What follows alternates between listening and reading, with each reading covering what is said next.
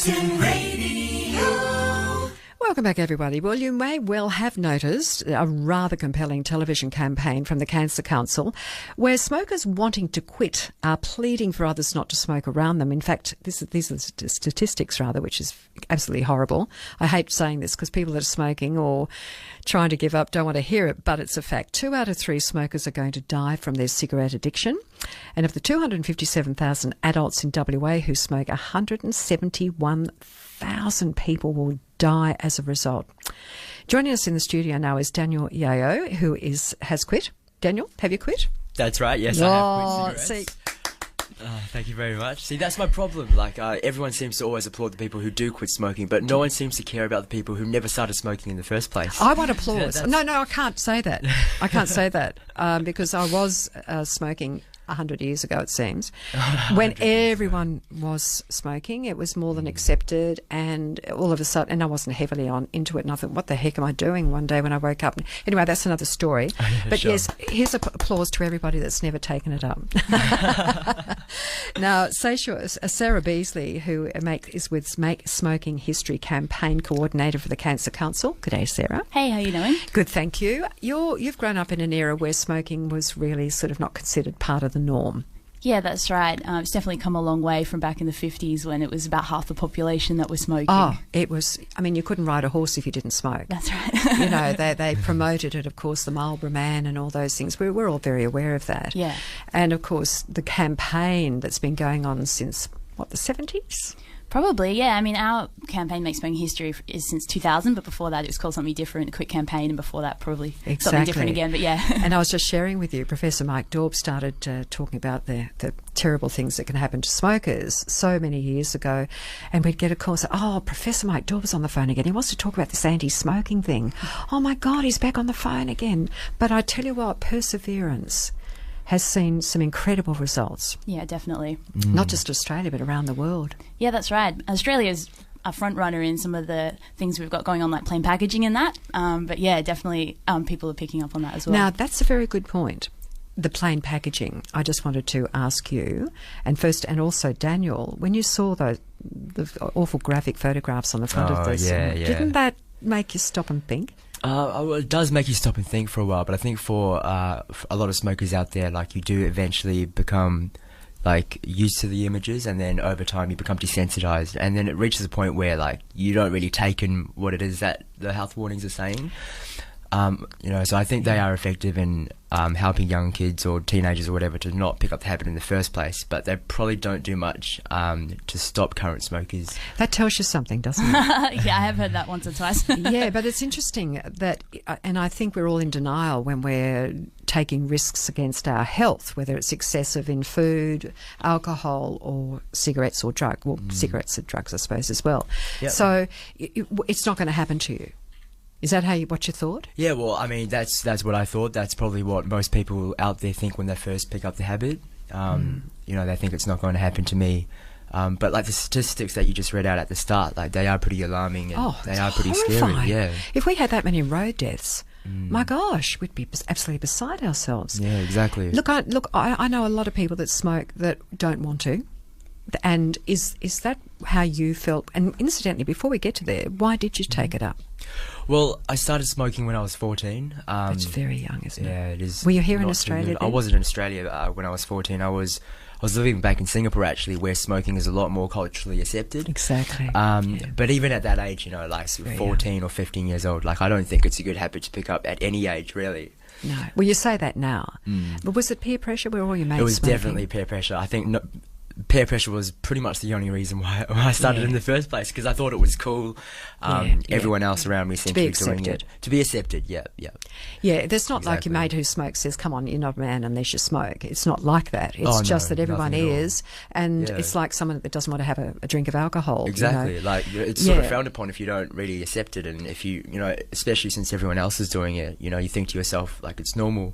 Yeah. And so, you don't really give it a second thought. How long did you smoke for? I smoked for 5 years. How many a day were you smoking? Well, at my peak, if I were to go out maybe during the day, or if I were to go out during the night, I'd probably go through maybe a pack a day. Gee, that's a lot, isn't it? Pack of maybe 2. Hits a student's pocket too, just It really quietly. does. I know, like $25 a pack. It's like a stab in the chest every time, you go out and buy cigarettes like that here. Okay, now this is an interesting point. You've put all these brick walls up against people to try and get them to give up the plain packaging, the cost of cigarettes, of course, you would think would make a difference. Has it made a big difference? Yeah, it has. Tax is one of the, I guess, easiest, for want of a better word, ways to have an immediate impact on people buying cigarettes, because it's so tangible, I suppose. If we we all still tell people, the horrible health effects that will happen to you, but if we raise the price overnight, they'll see it straight away, and for a lot of people that is a good enough reason straight away to drop the habit. And I think a lot of people think, oh, just one more pack won't hurt, and I'm a young person, and I'll deal with that when I get older. You see, but I've heard that too many times as well. Like, Do you not think like that? well, when I was trying to quit, I had multiple last cigarettes. But I think that's a part of every quitter's journey, really. I can think of very few people I know personally who have quit their first attempt.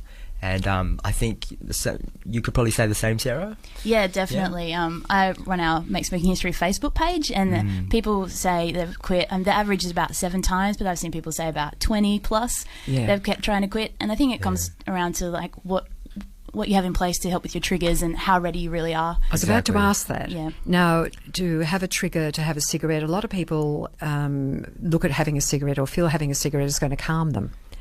In fact, I would have thought it has a slightly opposite effect. Yeah, well, the reason why people feel that anxiety and they want to have a smoke is because they're having withdrawals from the nicotine. That's right. And perhaps that does coincide with maybe some stress in their life, and that it's hard will calm them. to break that apart. So yeah, they will Initially. feel calm immediately after having the cigarette, but 20 minutes later they'll feel that want for the nicotine again. So when did you decide to quit? Well, I decided to quit. I've been thinking about it for a while now. But it wasn't until I started attending university and I really had to be in control of my own finances, started working myself, until I really realised the financial, sort of Well, the burden of it. the burden of it. Yeah, exactly, the financial Yeah. burden of it, and that was one of the main reasons I decided to quit. Now, that's interesting. So that works. So are they predicting the cost of a pack going up even more by 2020? Yeah, they both governments had said we'll commit to the 12.5% increase every year up until 2020, which will take cigarettes to about $40 a packet. Oh, my gosh. $40 a packet, yes, that's Oh, ridiculous. my isn't gosh. It's it? huge, yeah. Yeah. With the possibility of, chronic illness. Yes. And it is a terrible habit as well once you really think about it. I mean, like, you stink, like, you don't. The moment I quit, I realised within the first week, like, my sense of smell has come back, my sense of taste has come back. It was terrible the first week when I was trying to quit. Like, there were days where everything was going fine, and then I would just all of a sudden just start bursting out of tears, just out of nowhere. And at first I thought, there was something really psychologically wrong with me, but I think for a lot of smokers who are trying to quit, there's a grieving process that goes on. Yeah. It's sort of similar to like losing a loved one or losing a friend. Or Oh my gosh! You look at family a member or cigarette and I something like love that. you. I love you. I know. But I get what you're Exactly saying that. though. I Yeah. really do, because it is a comfort corner that you go to. That's it. And there are triggers if you have a glass of wine with after dinner, but it's just not sociably acceptable now. It's really amazing, isn't it? Did you find that here when you came to Perth? Yes, when I came to Australia, I was pretty surprised at how socially frowned upon it is. Yeah. It definitely is a lot more socially accepted in Asian countries, but the health effects are still going to be the same. If I smoke here or if I smoke in Singapore, for example. Oh yeah, but the health. But we're not risks are encouraging you to still smoke Going to be there. in a pub or anything like that. Oh, here. no, not that's at the all. difference. Do you think? Yeah. I mean, the campaigns we've had here and all around Australia. In fact, with Mike and people associated with Mike, it's happening overseas now. They're taking his plan or his model on board, aren't they? The developing countries. Singapore isn't one of them, but there are developing countries where cigarette smoking is out of control. Yeah, that seems to be an area that Big Tobacco is moving in on, because they don't have those things in place like plain packaging and other legislation that we've been so lucky to have here in Australia and other first world countries. It's sort of like a criminal event, isn't it, when you think about, we know the consequences. See, not everyone will die from smoking. I guess that's the element of people saying, well, I might be the one that won't. Yeah, that's true. Everyone's looking to be that one. But when you look at 71,000 will die That is just mind-boggling, isn't it? Yeah, it's huge numbers. Now, this campaign is an interesting one because I've got to say it did take my attention. Catch my attention, I should say, and it was very natural the way you got people together. Just explain it. Yeah, so, well, this is actually based off some research that the WA Cancer Prevention Research Unit did for us in 2015. They're based here at Curtin, which said that seeing other people smoke is a trigger to lighting up, and having a loved one who smokes is the number one barrier for males and females. Right. In their cessation attempts. So we took that idea and we realised that it would be great to have real people on the ad to tell their stories and to be the face of the campaign. So we did a Facebook recruitment for about a month and got about 70 applications, and we had 12 people for the final ad, and we're just so happy with how it all came together. They were pleading, do not smoke around me. I thought, oh my gosh, I reckon that's very, very effective. How did you give up? What did you do? Did you go on the nicotine? Well, you see, chewing gums or anything? I've tried probably every... That's because you didn't want to stop when you kept trying new things. Well, you know, like, there always comes to a point where everyone has to decide, like, they have to ask themselves, do you really, really want to quit? And I think it was, you know, when I mucked around with the nicotine patches and all the nicotine substitute medication, like Champex and stuff, like, there was still a little voice in the back of my mind saying, like, you know, you're probably going to start smoking again after this. Yeah. You're probably going to start, you know... Like, self-destructing, really. Exactly, it is. It's a really bad habit. Like, you're slowly killing yourself every day. But so I've been quit for about a month and a half now. And this time around I did it cold turkey.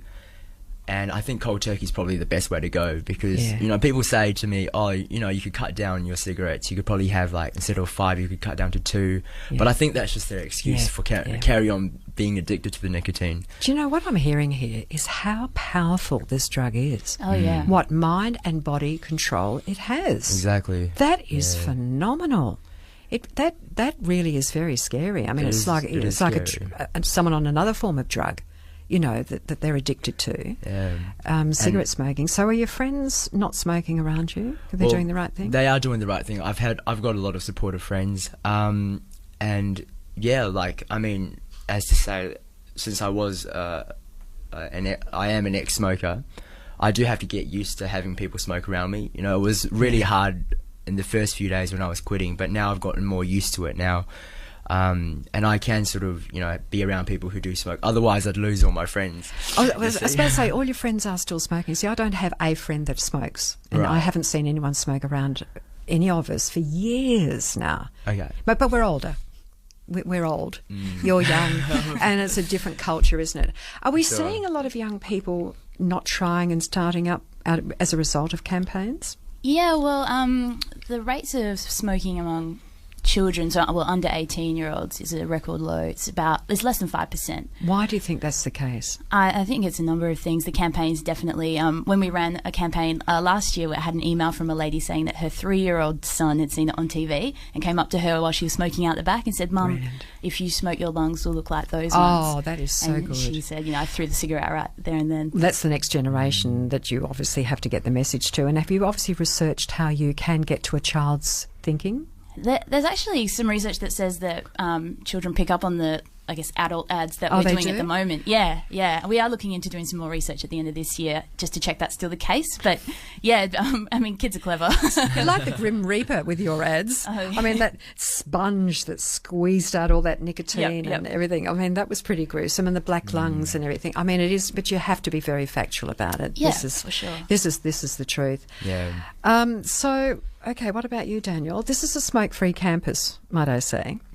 Yes, that's right. It's good to see that is the case and that stand has happened. Yeah, and it does help me out. And it has helped. It has helped. And socially, how do you don't have to take those horrible packages out with you when you go out anymore? Yeah, it's great. Like, I mean, you're freed up, aren't you? I'm freed up. Like, it's a really freeing experience. I can go out, I can socialise without having to have something in my hand anymore. You know, I do sometimes feel a bit awkward. It's like, what do I do with my hands? Like, isn't that interesting? It's like my brain's sort of relearning to not be a smoker anymore. So what takes over, the physical yearning for it or the mental yearning for it? See, I'm not too sure what the difference is between Probably the two both. because, like, yeah, it's a very fine line, I'd say. But withdrawals are very real. Very aren't they? real, yes, very real. Did you have nausea or? I was a complete I was an asshole. Like when I was quitting for the first week or so, I had to apologize multiple times right before, especially to my family members and people around me. I had to apologize in advance.